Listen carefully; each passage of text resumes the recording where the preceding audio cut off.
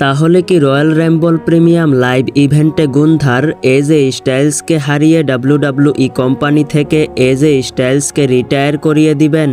এমন হওয়ার সম্ভাবনা কতটুকু রয়েছে? নাকি সবাইকে চমকে দিয়ে এজে স্টাইলস গুন্থারকেই হারিয়ে দিবেন? আজকের এই ভিডিওটিতে এজে স্টাইলস কি কারণে রিটায়ার করতে পারেন, আবার কি কারণে রিটায়ার নাও করতে পারেন, এই বিষয়ে বেশ কয়েকটি আলামত অথবা গুরুত্বপূর্ণ খবর আপনাদের সামনে তুলে ধরা হবে।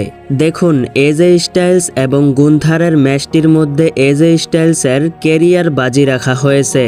অর্থাৎ এজে স্টাইলস কোনোভাবে যদি গুন্থারের কাছে হেরে যায়, তাহলে এজে স্টাইলসকে ডাব্লিউডাব্লিউই কোম্পানি থেকে রিটায়ার করতে হবে।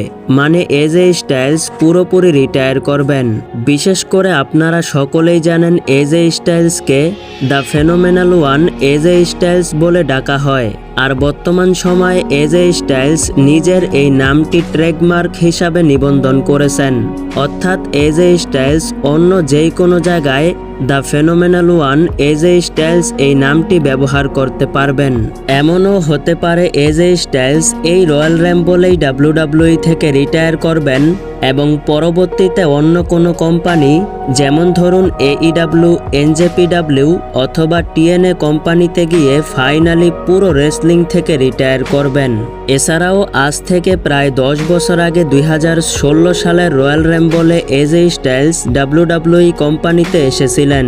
আর এইবার 2026 সালের রয়্যাল রাম্বল অর্থাৎ প্রায় 10 বছর পর ডাব্লিউডাব্লিউই থেকে রিটায়ার করবেন, এমনও হতে পারে। শুধু তাই নয়, এজে স্টাইলস সর্বশেষবার ওয়ার্ল্ড টাইটেল ম্যাচ খেলতে চেয়েছিলেন, তাও মানডে নাইট রতে CM পাঙ্কের সঙ্গে দেওয়া হয়েছে। এছাড়াও নাকামুরার সঙ্গে ম্যাচ খেলার ইচ্ছা ছিল, তাও স্যাটারডে নাইটে পূরণ করা হয়েছে। এই সমস্ত বিষয়গুলো দেখে বোঝাই যাচ্ছে হয়তোবা এজে স্টাইলস এই রয়্যাল রাম্বলেই রিটায়ার করবেন। আবার এমনও হতে পারে ডাব্লিউডাব্লিউই ম্যানেজমেন্ট আমাদের সবাইকে বোকা বানাবে। দেখুন, হুট করে এজে স্টাইলসকে রিটায়ার নাও করাতে পারেন। অর্থাৎ রয়্যাল রাম্বল ইভেন্টে এজে স্টাইলস গুন্থারকে হারিয়েও দিতে পারেন।